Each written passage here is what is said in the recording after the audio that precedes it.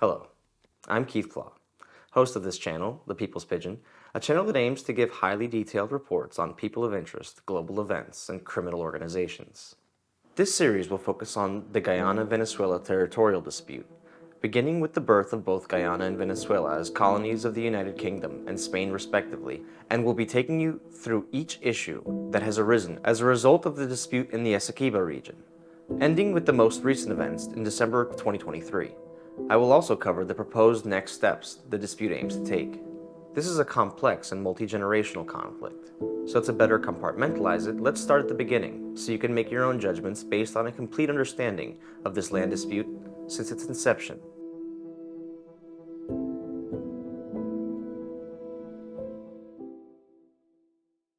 The commonly accepted version of how Venezuela got its name comes from the year 1499, when Spanish-born explorer Alonso de Ojeda came to the coast of South America along with Amerigo Vespucci. Amerigo Vespucci being historically recognized as the man the Americas were named after. Upon seeing the houses built atop stilts in the waters of current-day Lago Maracaibo in Venezuela, Amerigo Vespucci likened the area to a Little Venice. Seeing a resemblance to his place of birth, Venice, Italy, Amerigo called the place Veneziola in Italian. When he translated Veneziola to Spanish for his companion Alonso de Ojeda and his mostly Spanish crew, the word became Venezuela. After this expedition, it wasn't until 1522 that Spanish colonization of Venezuela began to take place. When it finally began, it was in the Cuamana region of current-day Venezuela. Originally, in 1522, it was Spain in charge of the colony of Venezuela. But in 1528, control over the colony was transferred to the Wessler family of Germany by royal decree of Charles V, the Holy Emperor of Rome and King of Spain at the time. This was a form of repayment to the Westlers for their funding of Charles V's successful campaign for Holy Roman Emperor in 1519. The Westlers were given the warrants to full ruling status over Venezuela and the consent of King Charles to explore the colony for the folktale city of El Dorado, a city said to be made entirely of gold hidden somewhere in the Americas. The indigenous population native to Venezuela was violently opposed to conquest, however, and fighting between the native indigenous tribes throughout the colony and the Westlers was incessant during Germanic rule of Venezuela. The fighting, along with tropical diseases that plagued the Germanic foreigners who had no immunity to such infections and ailments, caused a high casualty rate amongst the colonizers of Venezuela at the time. The Westlers' tumultuous reign over Venezuela lasted from 1528 until 1546, when Spain retook control over Venezuela, following the beheading of Wessler family heir Bartholomew VI Wessler by the order of Juan de Carvajal, a Spanish conquistador who defected from Wessler employment and set up a rebel encampment called El Tocuyo that would later become Tocuyo City on the banks of the Tocuyo River in Venezuela. Juan de Carvajal was put to death for his treason against the Westlers. Spain then returned to rule over Venezuela from 1546 until 1811, when the native population rose up under the leadership of Francisco de Miranda and Simón Bolívar and declared independence from Spain on the 5th of July, 1811, creating the First Republic of Venezuela. Venezuela still had undefined borders when it gained independence in the year 1811, and would remain this way for several more decades as Venezuela's inception was fraught with infighting and power struggles. In 1813, the struggles began, when Simón Bolívar took Venezuela and made it a part of New Granada, as a part of his admirable campaign. Later that same year, on August 7th of 1813, Venezuela sought to be independent once again, with the formation of the Second Republic of Venezuela. But by July 16, 1814, the Second Republic of Venezuela fell back into the hands of Simón Bolívar. In 1814, Spain and France ended their Peninsular War, leaving Spain to pursue international conquest unmolested. So Spain returned once again to South America and went to war with the Second Republic of Venezuela, who was under the command of Simón Bolívar. Bolívar was successful in holding off the Spaniards, and did so from 1814 until 1817, when the war ended and Spain's ships returned home. Venezuela would then become a part of Gran Colombia, and remain that way until September 22, 1830, when José Antonio Páez led a rebellion that culminated in the creation of the state of Venezuela, the Venezuela we know today. In 1840, the state of Venezuela was busying itself with the bureaucracy of becoming a nation, and one item on that agenda was mapping and defining its borders with neighbors, a job it bestowed upon Giovanni Battista Agostino Codazzi, known in Latin America as Agustin Codazzi. Codazzi was an Italian veteran of the Napoleonic Wars, whose work as a cartographer initiated in 1820 when Simón Bolívar hired Agustín Codazzi to map Lago Maracaibo due to its location between Colombia, Ecuador, and Venezuela. In 1840, Codazzi's map, seen here, stretched down to the Essequibo River at its confluence with the Cuyana River and claimed these lands for Venezuela.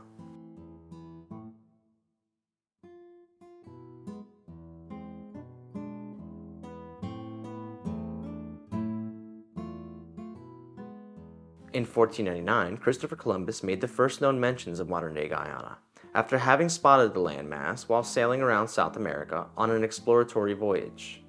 Guyana would avoid colonization until 1580, when the Dutch West India Company began establishing colonies there, the first of which was named Essequibo, established in 1581.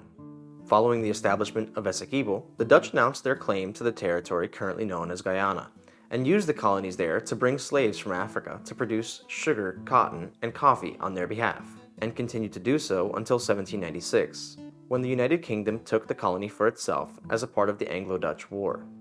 This change in controlling empires was insignificant to the inhabitants of Guyana, however, as the United Kingdom allowed Dutch laws to remain in place under their rule. In 1802, following an end to the Anglo-Dutch War, the UK gave rule over Guyana to France, but retook the colony in 1803 at the commencement of the Napoleonic Wars. Following the Napoleonic Wars, Guyana was ceded to the United Kingdom in the Anglo-Dutch Treaty of 1814. The United Kingdom ruled the colonies there as separate entities until 1831, when the three largest colonies, Berbice, Essequibo, and Demerara, were incorporated, creating British Guyana, against the wishes of the indigenous inhabitants of the separate tribes native to the area for generations. In 1835, a German-born man named Robert Herman Schomburg arrived in British Guyana of his own accord, after having left the United States of America, where Schomburg had lost his business in Richmond, Virginia, a tobacco processing facility, in a fire. Robert Schomburg spent 1835 to 1839 traveling British Guyana. Mapping and logging his journey himself, Schomburg would later be accredited with the discovery of a number of species of fish and plants during the years of 1835 to 1839. In 1839, Robert Schomburg provided his findings to the United Kingdom, and was subsequently regarded with renown for his flora and fauna discoveries and cartography work in British Guyana.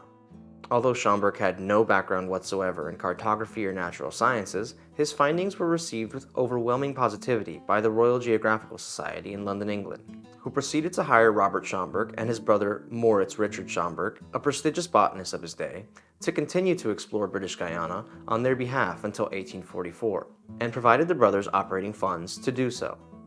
In 1840, the Royal Geographical Society officially published Robert Schomburg's map of British Guyana's Essequibo region, and thus the Schomburg Line's first iteration was born. Queen Victoria of the United Kingdom quickly accepted Schomburg's map as the accepted borderline between British Guyana, Venezuela, and Brazil at the time, and even knighted Robert Schomburg in 1845 for his exploration work in British Guyana. In 1840, whether each side knew it or not, the Guyana-Venezuela Territorial Dispute had begun. The original maps Venezuela and British Guyana had independently drafted were similar in respect to their proposed borders with one another, with the UK claiming a small portion of lands northeast of the Essequibo River. The crux of this issue didn't occur, however, until 1876, when the United Kingdom became aware of gold discoveries near the Cuyuna River. In response, the UK expanded British Guyana hundreds of square miles into Venezuela, much farther than their original claim border in 1840. A blatant land grab had been made on paper. The Schomburg Line now encompassed the area disputed today between Guyana and Venezuela. From 1876 to 1894, Venezuela upheld their original land claims made in 1840, and by 1894, after 54 years of trying, Venezuela encountered no luck convincing the United Kingdom to relinquish its expanding claims to Venezuelan land. Seeing no results from their negotiations, Venezuela sought assistance from the United States of America. Citing the Monroe Doctrine as the basis for their claims, Venezuela petitioned Stephen Grover Cleveland, President of the United States of America, to intervene on Venezuela's behalf in the matter between itself and the United Kingdom. The Monroe Doctrine of the United States of America, which still exists today, explicitly forbids any further European colonization of the North or South American continents. President Cleveland was not swayed by the mention of the Monroe Doctrine, however, and declined to assist with the dispute between the two nations at first request. It wasn't until 1895 when lobbyist William Lindsay Scruggs, who had been working on behalf of Venezuela since 1893, successfully solicited President Cleveland, and persuaded him to employ the United States of America as the intermediary between Venezuela and the United Kingdom in a land arbitration. The threat of the United States of America's involvement in 1895 was finally enough to bring the United Kingdom to accept arbitration regarding the Guyana-Venezuela Territorial Dispute. And on February 2, 1897, the Treaty of Arbitration between the two nations was signed in Washington, D.C. The appointed arbitrators were Melville Weston Fuller, David Josiah Brewer, Sir Richard Henn Collins, Friedrich Martins, and Charles Russell. Each party was given 8 months to prepare their case for the arbitration tribunal, 4 months to reply to the other party's case, and 3 months to prepare a finalized printed case. When the final arguments were gathered in December of 1898, a total of 23 volumes of testimony were submitted to the tribunal. The United Kingdom argued that native peoples in the disputed territories had allied themselves with the original Dutch colonizers of Guyana, and thereby willingly submitted to their rule, as opposed to allying with the Spanish prior to Venezuela gaining its independence from Spain. As such, the UK stated that by the native people's own will, they felt a valid claim to the disputed territories between British Guyana and Venezuela. Venezuela argued the disputed lands belonged to them, based upon their mapped claims made in 1840. Claims it had been making for more than half a century at this point. As the arbitration was drawing to a close, things were looking bleak for the United Kingdom. The United States of America had interjected against them, stating that when the peoples of the United States of America sought to colonize the United States, the native peoples indigenous to the land were not given any say or sovereignty, and as such, no say or sovereignty would be given to the native peoples of British Guyana. The United States of America was not willing to take the alliances of the native peoples into consideration in any capacity. The results of this arbitration in 1898 were heavily in favor of Venezuela, and had it been accepted by both parties, it would have seen Venezuela granted most of the disputed territories by the tribunal. The United Kingdom refused to accept the results of the arbitration, however, and claimed that it stood to lose significant equity as the result of this verdict, stating that some of the gold mines it would relinquish had been in their possession for over 50 years by 1898. Following the refusal of the 1888 arbitration's results as mediated by the United States of America, the United Kingdom offered a second arbitration to Venezuela. The terms, however, were that no citizen or representative from Venezuela was allowed to attend the arbitration on their behalf, aside from the arbitrator the UK appointed for them. The UK would have no such rule against themselves. The arbitration was to be held in Paris, France, neutral territory amongst the two countries. With no other way of pursuing its claims for the disputed territory, Venezuela agreed to the terms, and in June of 1899, the arbitrations began in Paris, France. It consisted of 54 sessions lasting 4 hours each, ending in September of 1899. By October 3, 1899, to the surprise of none, the results of the arbitration awarded the United Kingdom 90% of the disputed lands in a unanimous 5-0 decision. Venezuela at the time was naively under the impression that it had been given a fair trial in Paris, and did not immediately protest the outcome. Venezuela even gave the country's highest honors, the Order of the Liberator, or Orden Libertadores in its original language of Spanish, to the secretary of their delegation that argued on their behalf in 1899, a man named Severo Mallet-Prevost, a Mexican-born lawyer employed in the United States of America. In 1905, as a result of the 1899 Paris Arbitral Award, the British-Venezuelan Mixed Boundary Commission finalized and established this map, the map which Venezuela began to dispute in 1962 and has done so until current day. Severo Mallet-Prevost was given the Order of the Liberator in 1944, and this swayed him to write a memorandum, in which Severo Mallet-Prevost alleged that he suspected British and Russian constituents of the 1899 arbitration between Britain and Venezuela to have been colluding. He also claimed that in the summer of 1899, the two American arbitrators on the tribunal, American Justice David Josiah Brewer and Chief Justice Melville Weston Fuller, were summoned to meet by Russian arbitrator Professor Friedrich Martins. Professor Martins informed the American delegation that he wanted a unanimous decision between the arbitrators, and encouraged the Americans to side with him and the two British arbitrators in awarding British Guyana 90% of the disputed lands, or else he would side with the UK in awarding 100% of the disputed lands to British Guyana in a 3-2 decision against the Americans in Venezuela. After this meeting, Severo Mallet-Prevost claims in his memorandum that he was summoned to the hotel room of Justice Brewer and informed of the situation that he claims infuriated the two Americans. Severo Mallet-Prevost alleged that the American arbitrators felt that Venezuela was entitled to a significant amount of lands east of the Orinoco River, but saw no recourse as their failure to yield to the Russian and British arbitrators would, in their eyes, deprive Venezuela of valuable lands it was entitled to, referring to the 10% they were being offered at the time. This memorandum was given to Otto Schoenrich, an employee and friend of Severo Mallet-Prevost, to hold until the time of death of the last member of the 1889 Paris Tribunal, which occurred in 1962. In 1962, Otto Schoenrich delivered Severo's memorandum to Venezuela as promised. You can find a link to the memorandum in the description of this video. In 1962, during a meeting of the 17th session of the General Assembly of the United Nations in New York City, United States of America, the Foreign Minister of Venezuela submitted Agenda Item 88 to the United Nations, titled British Guyana, Boundaries. This agenda item included Severo Mallet-Prevost's memorandum and declared the 1899 land dispute arbitration between the United Kingdom and Venezuela null and void. It also invalidated the 1905 map and land boundaries that came as a result of the British-Venezuelan Mixed Boundary Commission. Venezuela's government in 1962 was not in a stable place to further pursue these claims, however. Venezuela's president, Romulo Ernesto Betancourt, faced two rebellions that year. The first, El Carupanazo, on May 4th of 1962 in Carupano, Venezuela.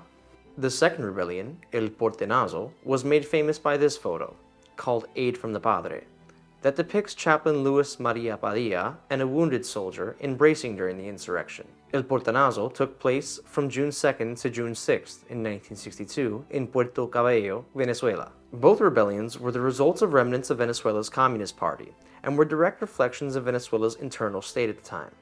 It was a time of turmoil and infighting for Venezuela, and while pursuing their land interest against the United Kingdom would have greatly benefited a unified Venezuela, the divided Venezuela that existed in 1962 was in no position to take significant action against the United Kingdom. Between 1963 and 1965, the United Kingdom and Venezuela engaged in meaningless talks and negotiations that were forced to come to an end in February of 1966. 3 months before British Guyana would be granted its independence from the United Kingdom and become Guyana, the Geneva Agreement of 1966 was signed by the UK and Venezuela, stating that Guyana and Venezuela must sort out their land claims in 4 years' time. On May 26, 1966, when Venezuela wrote a letter acknowledging the new nation of Guyana as its neighbor, Venezuela included in that letter that Guyana was in possession of stolen Venezuelan land. Guyana formally responded, denying that they were in possession of any Venezuelan land, when they released their own announcement regarding their emancipation from the United Kingdom. On October 12, 1966, the Guyana-Venezuela Territorial Dispute reached a new phase, when military action finally became a factor. Venezuela invaded Guyana's half of Coco Island and declared the island for Venezuela. Guyana's government protested these actions publicly, but did not send troops, and Venezuela eventually constructed a military base, airfield, and mining facility on Coco Island, an island which they still claim and hold today.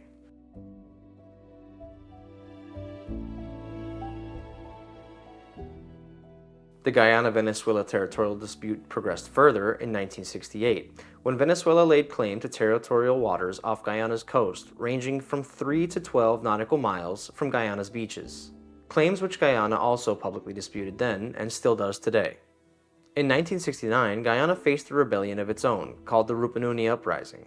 Since being declared independent of the United Kingdom in 1966, the new government of Guyana had been threatening to terminate land leases that farmers had purchased from the United Kingdom prior to their independence. In response to this, farmers in the Rupununi region banded together and sought to secede from Guyana and establish their own nation. The Rupununi Uprising was led by Valerie Hart, a native-born Rupununi farmer, and was composed of fellow farmers and their hired farmhands from around the Rupununi region. The Rupununi rebels believed that if they could hold the Rupununi region for 3 days, that Venezuela would recognize them as a sovereign nation, although they claimed to not have negotiated this with Venezuela beforehand. After months of training and preparation, the Rupununi Uprising began on January 2, 1969, and ended by January 4, 1969. It was not successful in creating a new nation out of the Rupununi region. The uprising had no notable achievements, and ended with most rebels being captured by Guyana or escaping to Venezuela. Valerie Hart, the rebellion's leader, fled to Venezuela herself, where she was given citizenship by Venezuela's government, who stated that since she was born in the disputed lands, she was a natural-born citizen of theirs. This incensed the people and government of Guyana, who unbeknownst to Venezuela had captured Colin Melville, a participant in the Rupununi uprising. Colin Melville claimed that Venezuela had provided small arms and bazooka training to the rebels, and provided them with modern-day weapons and tactics to aid in their insurgency. Guyana also released photographs to corroborate these claims that are allegedly photos of Venezuelan military commandos on a bus in Guyana en route to training the Rupununi rebels. Venezuela denied the allegations, but Guyana maintained its claims, and the matter remains an open and unresolved conflict today. In 1970, the territorial dispute would make more news when Venezuelan soldiers stationed on Encoco Island shot at Guyanese police officers on the island who were celebrating Guyana's announcement of having become a republic. In response to the increasing tension between Guyana and Venezuela, and with the 1966 Geneva Agreement ending, with no resolution having been reached in the allotted 4 years, the United Kingdom brokered the Port of Spain Protocol between itself and Venezuela, which was voted into action by Venezuela on June 22, 1970. The Port of Spain Protocol called for a 12-year hold to be placed on any further land disputes between Guyana and Venezuela, in the hopes that the two countries could reconvene in the future with more amicable temperaments regarding negotiations. The Port of Spain Protocol was upheld by both parties, but in 1983, when the protocol ended, Venezuela made it clear in an announcement to the United Nations that it would not extend the Port of Spain Protocol past its agreed-upon 12-year term. Since the protocol's end in 1983, Venezuela had not taken any significant action against Guyana for 40 years, until the end of this past year. On December 3, 2023, Venezuela held a referendum initiated by Venezuela's current dictator, Nicolas Maduro Moros, internationally known as Nicolas Maduro. The referendum contained 5 questions pertaining to the Guyana-Venezuela Territorial Dispute. Venezuela's government claims that the results of this referendum, held on December 3rd, resulted in 95% support for the annexation of disputed territories in Guyana. Internationally, however, many governments have pointed to various indicators as to why this referendum was clearly corrupt and not a valid representation of anything other than Nicolas Maduro's hopes and dreams. Unusually low turnout and overwhelmingly one-sided support being the key factors amongst most detractors, including several opponents from within Venezuela itself. This falsified referendum is most likely the result of oil and natural gas discoveries that have been occurring throughout the disputed Essequiba region between Guyana and Venezuela since 2011. Venezuela's crippled economy has seen inflation go as far as 2 million% in the years between 2011 and 2023, and can undoubtedly use the influx of capital. For Venezuela's authoritarian regime, the Essequiba region is likely sought as a pathway to prosperity. In response to Nicolas Maduro's referendum and proposed annexation of the Essequiba region of Guyana, Brazil, the United Kingdom, and the United States of America have formed an unofficial coalition, with all 3 nations sending soldiers into the situation. Brazil sent soldiers to reinforce its own borders with Venezuela. The United States of America sent soldiers for flight training via mock war games with Guyana, and the United Kingdom sent forces to train Guyana's military and stationed a destroyer-class ship off its coast. All actions which Venezuela has publicly denounced, but lacks any means of recourse against otherwise. The International Court of Justice, or ICJ, also got involved in December of 2023, after previously failing to get Venezuela to attend a hearing on the Guyana-Venezuela Territorial Dispute in 2020. Following Venezuela's recent military blockade by the Brazilian, British, and American forces, the country finally agreed to attend a new ICJ trial between itself and Guyana, scheduled to take place in 2024 in Brazil, although no date has been set for the official commencement of the proceedings as of now. Since then, Venezuela has also vowed to not further escalate the situation, awaiting the upcoming ICJ trial to air its grievances. This diplomatic issue, as land disputes often are, is a complex issue.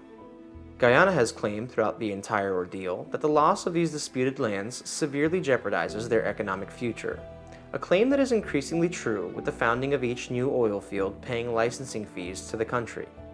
Another point of contention is that Guyana's current government is not the governing body that Venezuela began its land dispute with, although Venezuela has made it known that it disagrees with Guyana's claims to these lands as well, and has done so since Guyana's Independence Day. The matters are further complicated by the fact that both countries drew their original boundaries in 1840. However, the United Kingdom expanded those boundaries in 1876 in the name of greed and empire building. The United Kingdom then proceeded to lose one arbitration against Venezuela, only to deny the outcome and host its own allegedly corrupt arbitration, which coincidentally awarded the United Kingdom with nearly all the lands they stood to lose in the first, historically fair arbitration held in Washington, D.C. Looking back through history, this conflict has a uniquely low death toll, but military involvement thus far has been drastically less provocative than what is occurring today in January of 2024.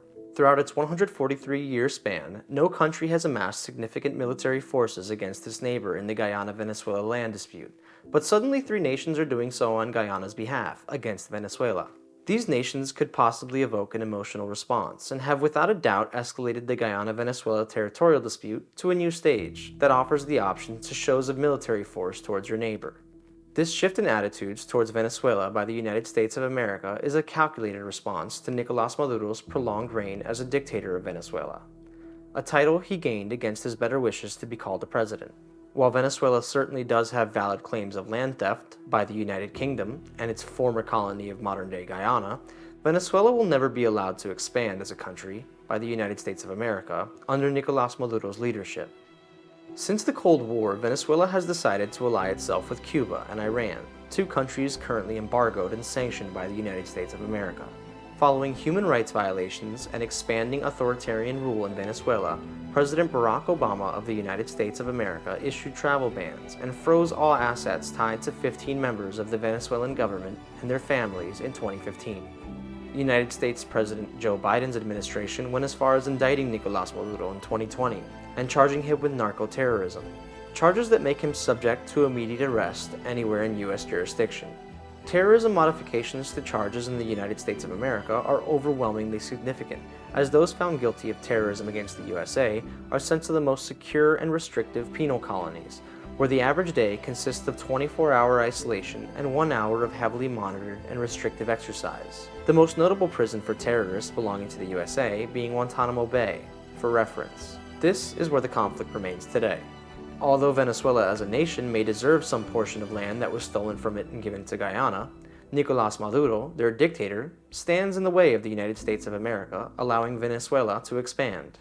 And if the USA's intervention somehow wasn't enough, Brazil and the UK have also involved themselves in favor of Guyana's sovereignty. While the USA used to be Venezuela's most powerful ally in the Guyana-Venezuela land dispute, now contrawise, it is their most powerful opponent, following Venezuela's shift towards totalitarianism. While the coalition guarding Guyana remains in place, the country's sovereignty is undoubtedly secure. However, the question of how long these 3 countries will continue to care is an imperative one. What happens if some other unforeseen circumstances calls their attention elsewhere? Should Guyana have to answer in any way for the land theft the United Kingdom perpetrated on their behalf against Venezuela? Will Nicolas Maduro be the reason Venezuela is finally bestowed some form of restitution in its 143-year land dispute, or the reason that foreign powers block the country's attempts? It seems for now, the upcoming 2024 International Court of Justice trial between Guyana and Venezuela is the venue in which at least some of these questions will be answered. For now, that's the history of the Guyana-Venezuela Territorial Dispute, from the ground up. Thank you for watching and learning. As always, I appreciate your viewership. I'm your host here at the People's Pigeon, Keith Pla, and I hope to see you again soon. Alright, thank you for tuning in. I'm happy to see you if you're back, and if not, happy to have you. I'd like to hear what you learned or what you'd like to know still, so meet me in the comments, and yeah, let me know what else I could talk about for you. Thanks. Remember to subscribe, like, comment, and share the video if you think you know someone who will like it.